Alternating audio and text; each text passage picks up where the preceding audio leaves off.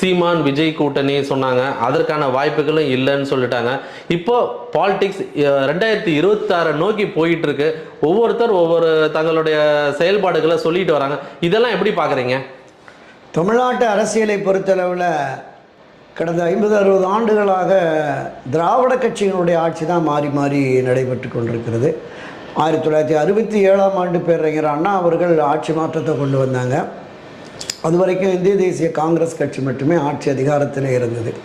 67க்கு பிறகு தொடர்ந்து 67, 71 திராவிட முன்னேற்ற கழகம், 76ல் மரியாதைக்குரிய கலைஞர் கருணாநிதியுடைய ஆட்சி கலைப்புக்கு பிறகு 77, 80, 84ல் அண்ணா திராவிட முன்னேற்ற கழக நிறுவன தலைவர் புரட்சித் தலைவர் எம்ஜிஆர் அவருடைய அண்ணா திராவிட முன்னேற்ற கழக ஆட்சி தான் 77, 80, 84.